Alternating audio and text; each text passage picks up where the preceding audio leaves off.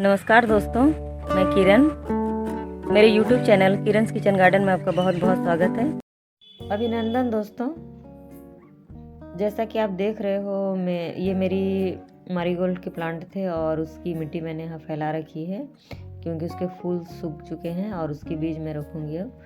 तो सारी मिट्टी को यहाँ निकाल रखा है और उसे मैं 2 दिनों तक अब धूप दिखाने वाली हूँ। तो दोस्तों, ये जो पुरानी मिट्टी होती है, ये पूरी तरह से इसके जो पोषक तत्व होते हैं वो पूरी तरह से समाप्त हो चुकी होती है, क्योंकि जो हमने पौधे इसमें लगा रखे थे उसने इसके पोषक तत्व को पूरी तरह से ऑब्जर्व कर लिया है और ये उसके पोषक तत्व पूरी तरह से ग्रहण कर चुके हैं। तो ये मिट्टी पूरी तरह से नीरस हो चुकी है।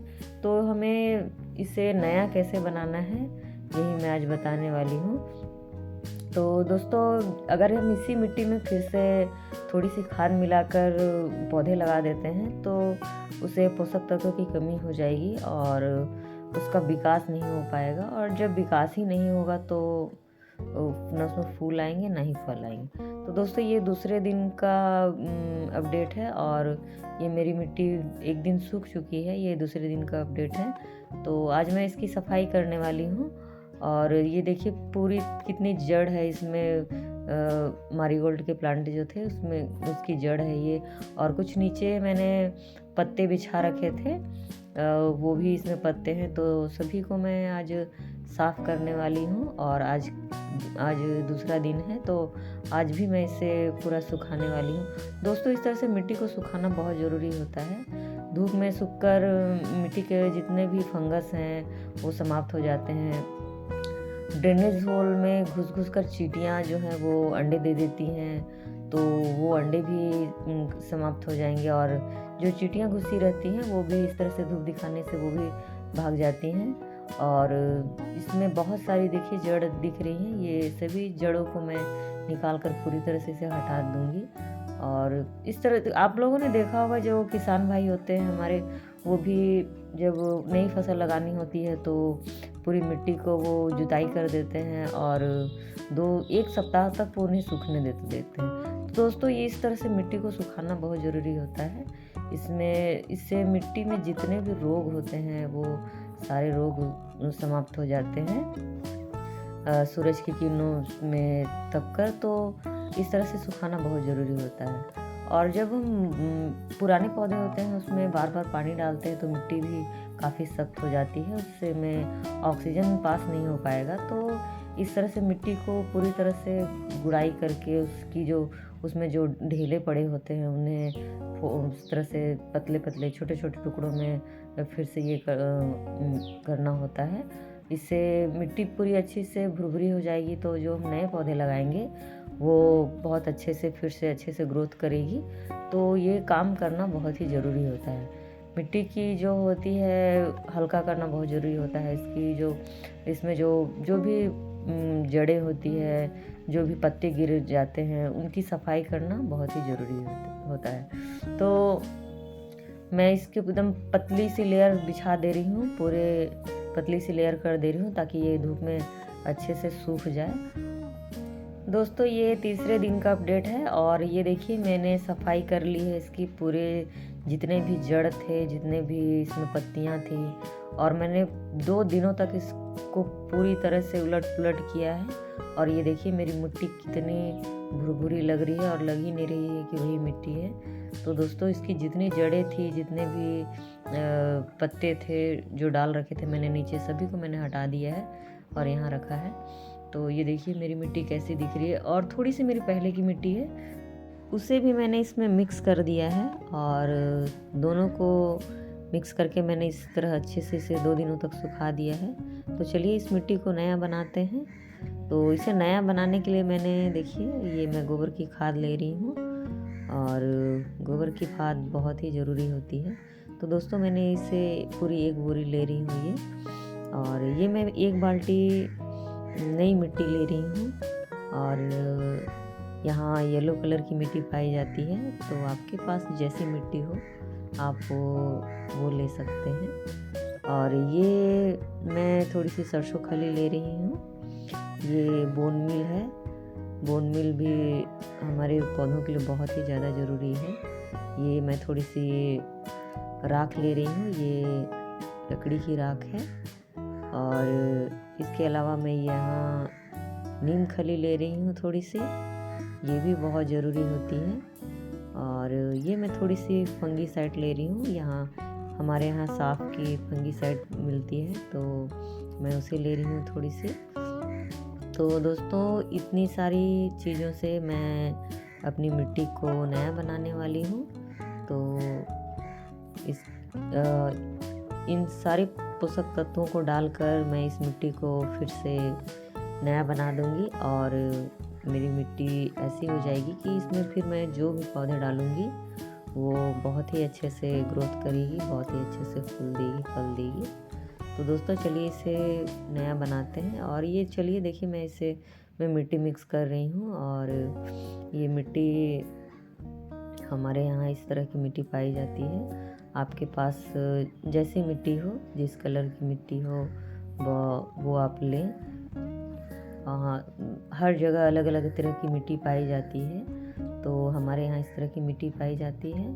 और इस मिट्टी को भी मैंने इस तरह से देखिए फैला रही हूँ। और दोस्तों नई मिट्टी मिलाना आपके पास है तो ज़रूर मिलाइए, मेरे पास है तो मैं मिला रही हूँ। कोई ज़रूरी नहीं है, पर मिट्टी में थोड़ी सी डालती हूँ। और ये मैं गोबर की खाद मिला रही हूँ। गोबर की खाद में नाइट्रोजन मुख्य रूप से पाया जाता है। इसके अलावा इसमें पोटेशियम, फास्फोरस जैसी भी पोषक तत्व पाई जाती है और बहुत सारे सूक्ष्म पोषक तत्व इसमें पाई जाती है। तो दोस्तों ये गोबर की खाद पौधों की अच्छी ग्रोथ के लिए बहुत ही ज़्यादा ज़रूरी होती है। यह बहुत ही गुणकारी होती है और मिट्टी में हमेशा प्रयोग से यह दिन प्रतिदिन और अच्छी होती जाती है, पोरस होती जाती है।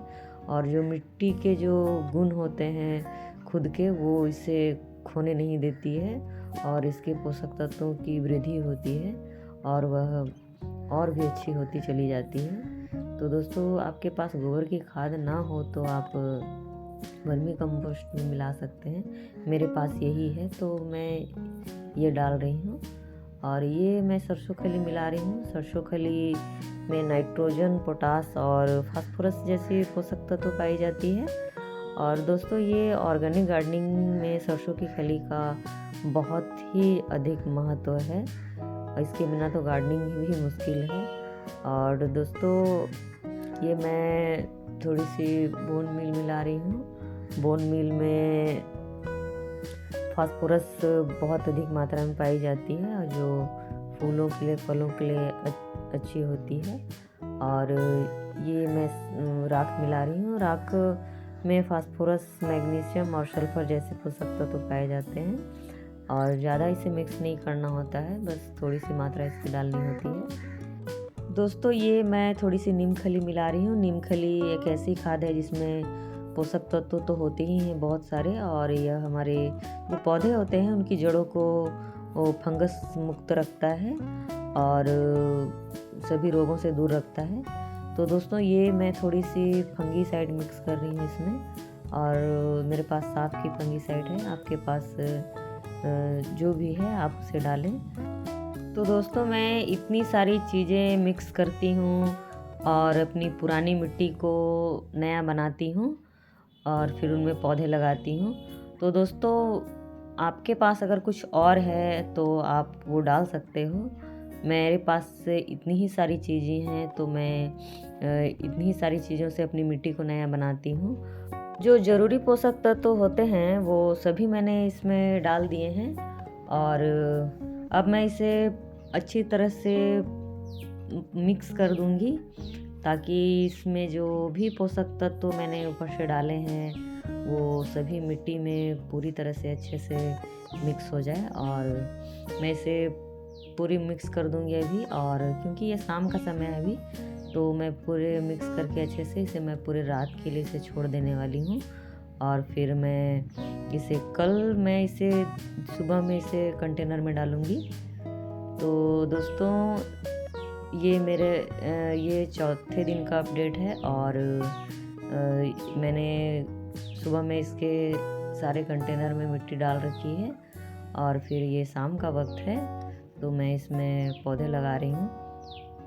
दोस्तों मेरे लॉन्ग बीन्स के जो प्लांट हैं जिसे लोबिया भी कहते हैं, तो दोस्तों वो मेरी पूरी तरह से रेडी हो गई थी और तो उसके प्लांट में लगा रही हूँ। मुझे 4 कंटेनर में इसके प्लांट लगाने थे, पर कुछ पौधों को चूहों ने ख़राब कर दिया। उसकी जो सामने वाली जो पोर्शन होती है उससे ही उन्होंने कुतर दिया है। तो 3-4 प्लांट मेरे ख़राब हो गए, तो मेरे 3 कंटेनर के जो प्लांट बच गए मैं उसे ही यहाँ लगा रही हूँ। दोस्तों लोबिया को आप पूरी गर्मी लगा सकते हो और ये बहुत ही अच्छे से होती है गर्मी के सीज़न में, और आप इसे बारिश के सीज़न में भी लगा सकते हो। ये बारिश में भी बहुत अच्छे से होती हैं, ये दोनों सीज़न में बहुत ही अच्छे से होती हैं। तो दोस्तों इसमें बहुत ही जल्दी फूल लगने लगते हैं और बहुत ही जल्दी फल भी आ जाते हैं, और इसकी जो फल की मात्रा होती है पौधों में वो भी बहुत ही अधिक होती है। हर एक पौधे में इसके बहुत सारे फल लगते हैं। तो अगर आप इसे कच्चे में नहीं खाना चाहते हो तो आप इसकी फलियों को पौधों में ही सुखा दीजिए, और उसकी जो फलियां होती हैं फिर आप उसे तोड़ करके आप उसकी सब्जी बनाकर भी खा सकते हो, आप उसे स्टोर करके भी रख सकते हो। तो दोस्तों ये लॉन्ग बीन्स के प्लांट जो होते हैं उसे मैंने लगा लिया है, और ये पूरे 4 दिनों की ये मेरी अपडेट है। तो आज की वीडियो कैसी लगी ज़रूर बताइएगा।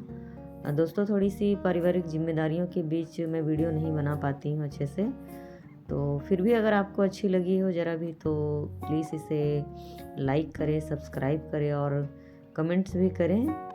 तो मिलते हैं नेक्स्ट वीडियो में, तब तक के लिए नमस्कार।